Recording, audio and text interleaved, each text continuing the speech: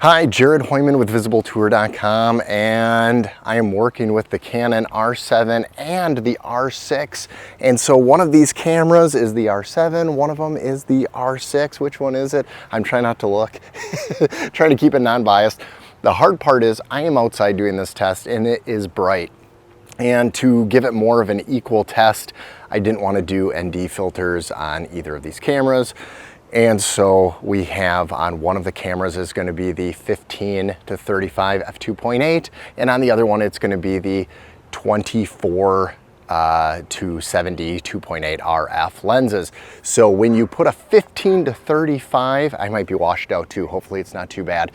When you put a 15 to 35 on a APS-C, it all of a sudden becomes an equal 24 framed perspective, even though it's still 15 millimeters, but it crops into what would look like 24 millimeters on a full frame and goes up to about 56, 57, somewhere in there.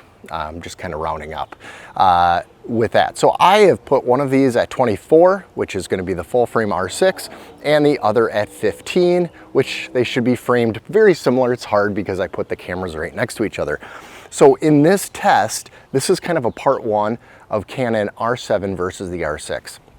In this test, I want to see, can you tell a difference? And maybe you can right away, I don't know. Can you tell a difference between the R7 and the R6? Image quality, framing, depth perception, because it is going to be a little bit different when you're on an APS-C. So also tracking, let's see how it is. I'm going to walk kind of in the center of these cameras. They're right there. So if I go here, what is that tracking? I look like a ghost, don't I? So how is that tracking right there? And to give you the settings, it is, I said the 15 and the 24 millimeter focal lengths, but they are at 1/50th, 2.8 aperture on both of them. ISO is 100.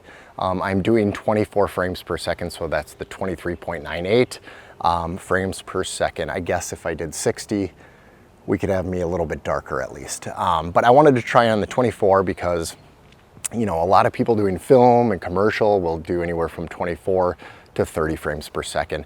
And the 60 is usually then brought back down to about 30 in post-production for some slow motion.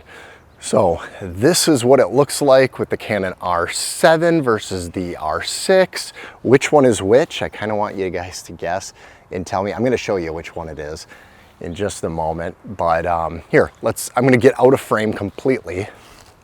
And so I will walk in, let's see which one, if both, get me both into the frame. They both get in. We'll even get a little bit closer and see how the tracking is with the R7. I've actually been impressed with the R7 so far. This test is for myself. I'll get even a little bit closer. So we'll see how this is. Did it get me? Again, I might have to tone down the highlights in post-production because it is bright. I don't have ND filters on these. So just want to give you a kind of a realistic view. If I get out of frame here and then walk right in, I'm going to take a look, keep walking on and walking back into frame and seeing if that is catching up with it. Am I still in focus with both? So right now we have both cameras, the R6 and the R7 set, well, one is set at 35 millimeters, which would be the R7. The other one is at about 55, 56 millimeters. So, sorry, 35 millimeters is the APS-C, which is the R7, and the R6 is going to be at about 55, 56. I try to get it right in there to frame right of the full frame R6. So they should be kind of equivalent in their framing, so I'm going to do my best.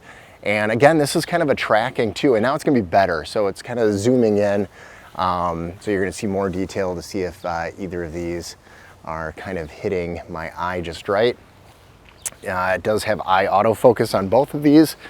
I'll walk back, and I got to crouch because my tripods are a little bit lower, and I'm looking at it, one is lower than the other. So we'll see here. I'll get out of frame.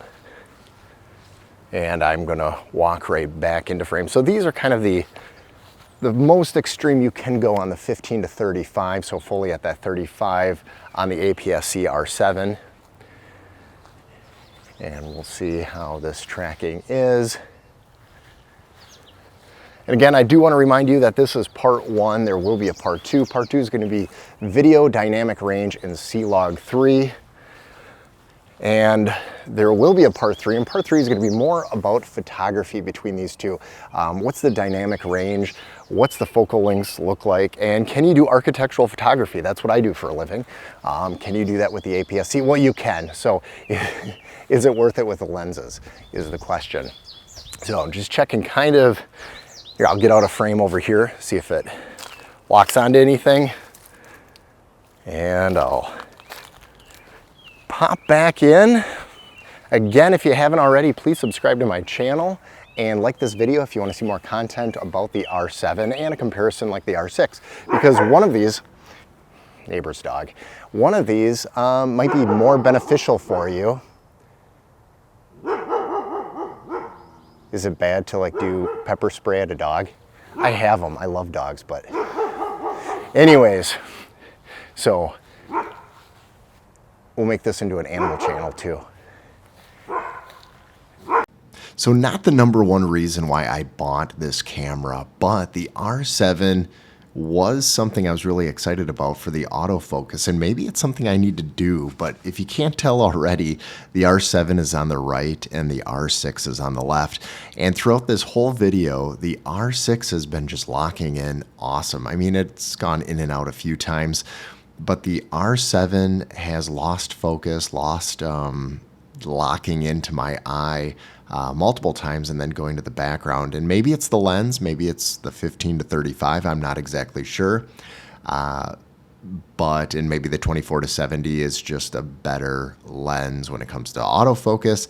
I would find that hard to believe because they're essentially almost the same, just different focal lengths.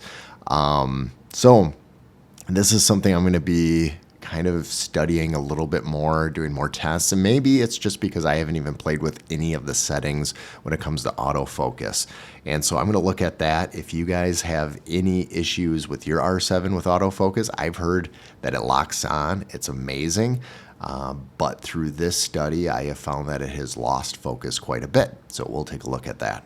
So I just wanted to do this real quick and let you know that the R7 is set to the fine, to the highest quality, which is going to be the 7K downsampled to 4K, and they're both at the full compression, or the best compression of that IBP, not the what is it? There's like a smaller version of the file, and so that might introduce other artifacts.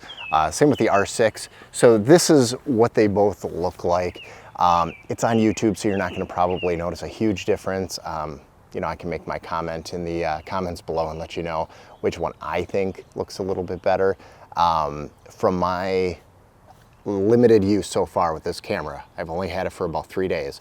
I would say that the image quality for video 4K, the R7 so far. That's what I'm noticing from everything that I'm working with.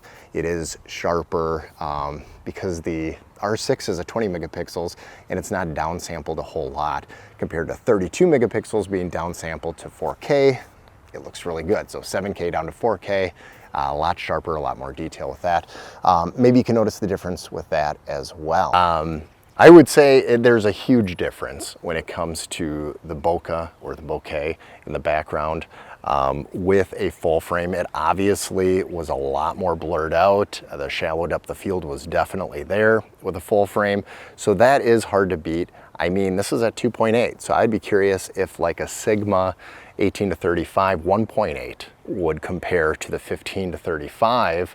Or I should say the 24 to 70 on the R6 would be more of a comparison because you get that shallow depth of field. Full frame, beautiful bokeh.